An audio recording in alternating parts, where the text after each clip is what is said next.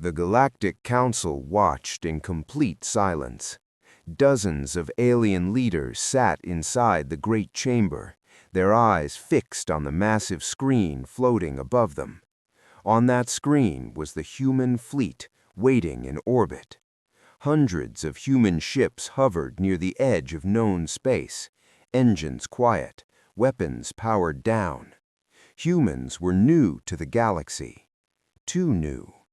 They had arrived only a few cycles ago, but already they were causing problems. They spoke loudly in council meetings. They questioned ancient laws. They expanded faster than expected. And worst of all, they were not afraid. Other species had evolved to survive. Humans had evolved to fight. That scared the galaxy. Whispers moved through the council chamber. Some wanted to destroy the humans, others wanted to control them. In the end, the oldest species made the decision. Punishment. Not war, not peace, an example. When the humans refused to accept alien rule and trade limits, the Council chose a planet meant to end the problem forever. A world no intelligent species had ever lived on. A Class-15 deathworld. The Council records described it clearly. Endless lightning storms that never stopped. Gravity so heavy it crushed bones. Poisonous air, violent oceans, and creatures that hunted anything that moved. Machines failed there. Bodies failed there. Hope failed there. The sentence was announced in a cold, flat voice. Humanity is exiled. The humans were given no chance to argue, no time to prepare. Their fleets were guided, forced toward the death world. The Council believed the outcome was certain. Weeks, maybe less. Alien media stations rushed to set up cameras around the planet. Millions across the galaxy tuned in. Some watched out of fear. Some watched out of curiosity. Many watched because they wanted to see humans finally break. The first human ships entered the atmosphere. The planet welcomed them with fire. Winds screamed like living things. Lightning tore across the sky. Ships shook violently as gravity pulled them down like falling stones. Several vessels lost control and crashed into the surface. Explosions lit the darkness. Alien viewers leaned forward. This was it, the beginning of the end. Sensors showed human heart rates rising, ships burning, communication breaking apart. But there were no screams, no panic, no surrender signal. The surviving ships landed hard, tearing into the ground. Storms hammered the metal hulls. Acid rain hissed against armor plates. Giant shadows moved in the distance. Alien commanders smiled. Then the cameras zoomed in. Human doors opened. One by one, humans stepped out of the wreckage. Their armor was damaged. Some were bleeding. Some limped. But they stood upright. They looked around. They studied the sky filled with fire and thunder. And then something happened that no one expected. They laughed. Not loudly, not in madness, but with calm voices and tired smiles. One human removed their helmet and took a deep breath of the toxic air before putting it back on. A human commander activated a recorder. His voice was steady, even warm. "Well," he said, looking at the storm, "this world isn't trying to kill us. It's just saying hello." Across the galaxy, screens went quiet. Alien scientists checked the data again. Military leaders frowned. Council members shifted uncomfortably in their seats. This was not how it was supposed to begin. For the first time since the decision was made, doubt entered the chamber. And deep inside the storm-covered world, the humans began to adapt. The galaxy did not know it yet, but this was the moment everything changed. The death world did not rest. Day and night meant nothing on that planet.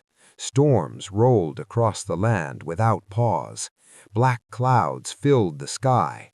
Lightning struck the ground again and again, carving deep scars into the earth. Winds screamed so loudly that even machines struggled to hear signals. From far away, alien observers watched through live feeds. Many could not look for long. The gravity alone was enough to crush most living beings. It pressed down on the human bodies with terrible force. Every step was heavy. Every breath felt earned. Sensors showed bones should have broken, hearts should have failed, but the humans kept moving. Mountains collapsed under constant storms. Entire valleys vanished under rising seas. Toxic rain burned through weak metal.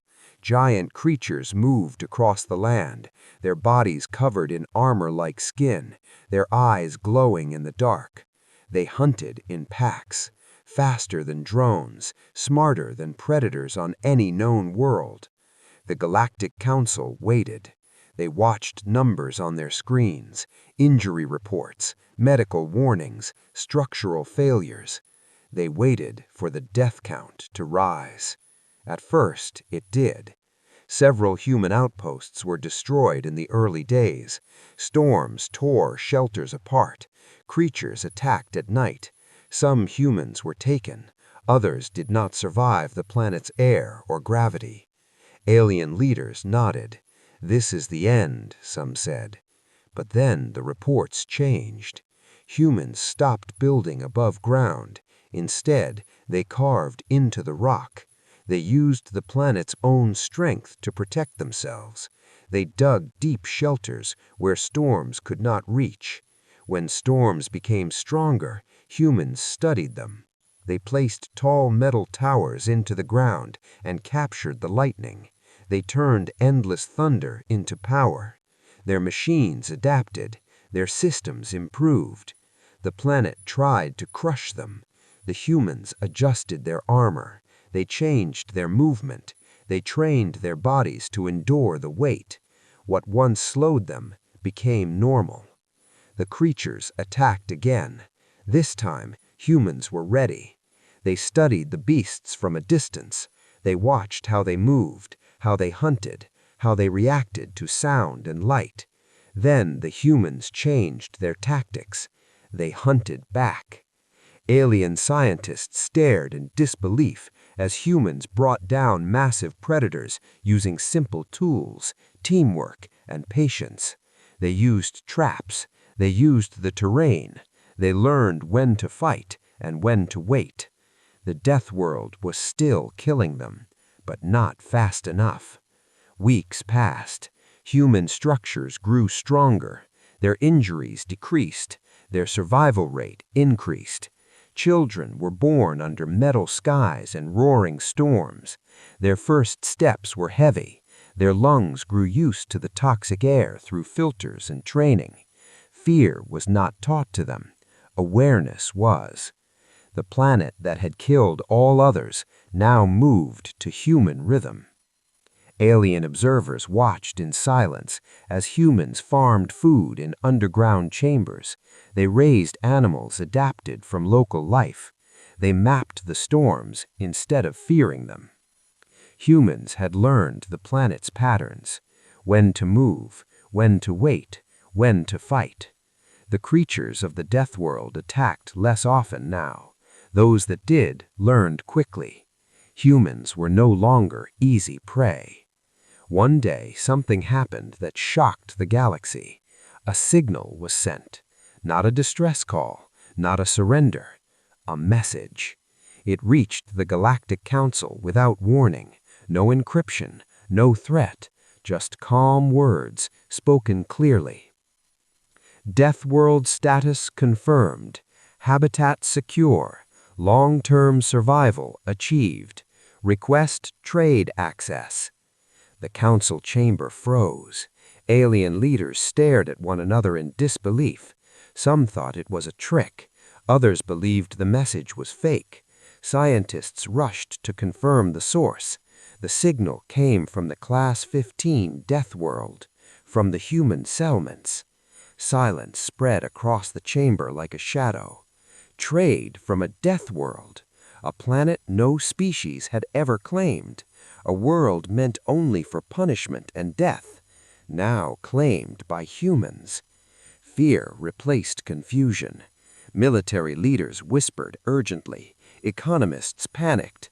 Elders remembered ancient warnings about species that adapted too well. One council member finally spoke. "If they can live there," he said slowly, "then what else can they survive?" The galaxy began to understand. Humans were no longer victims of the death world. They were no longer desperate survivors. They were pioneers, forged by storms, strengthened. Panic spread across the galaxy. The message from the humans had changed everything. A Class-15 death world was no longer silent. It was alive with human activity. Trade requests, exploration signals, power readings that kept rising. Other species argued. Some demanded the planet be destroyed before the humans grew stronger. Others called for peace, hoping to fix the mistake before it was too late. The Galactic Council delayed. They debated laws, they reviewed old rules, they searched for a safe solution. It was already too late. The humans had learned survival the hardest way possible. Every storm had taught them patience. Every loss had taught them unity. Every battle had taught them strength. They trusted one another completely, and they trusted the death world. When a hostile alien fleet arrived, it came without warning. Its mission was clear: erase the humans, clean the planet, end the problem. The fleet entered the planet's orbit just as a massive storm formed below. Lightning filled the clouds, gravity waves twisted space, sensors failed, communication broke apart. Alien commanders hesitated. Humans did not. They had seen worse. Human defense systems activated across the planet. Power surged from storm collectors. Underground cities locked down. Human fighters rose into the sky, built to fly in impossible conditions. The storm welcomed them. Human pilots used the lightning to hide their movements. They flew low, using wind patterns the aliens did not understand. Enemy ships lost control as gravity shifted suddenly. Then the beasts came. Human signals triggered deep tunnels across the planet. Massive creatures burst from the ground, drawn by sound and energy. The aliens had never faced living weapons shaped by a death world. Humans guided them. Missiles struck from below the clouds. Ground cannons fired through the storm. Alien ships crashed into the surface, torn apart by wind, gravity, and claws. The alien fleet panicked. They tried to retreat. The storm did not allow it. Within hours, the fleet was gone. Wreckage burned across the planet. Survivors were captured by humans who walked calmly through fire and rain. Across the galaxy, war feeds went dark. Silence followed. When reports finally reached the Council, they were short and terrifying. The human colony had survived. The alien fleet had not. Military analysts reviewed the battle again and again. Every time the conclusion was the same. Humans had not fought alone. They had fought with the planet. Alien war records would later write the truth in cold, clear words. Sending humans to a death world did not weaken them. It forged them. Inside the council chamber, no one spoke.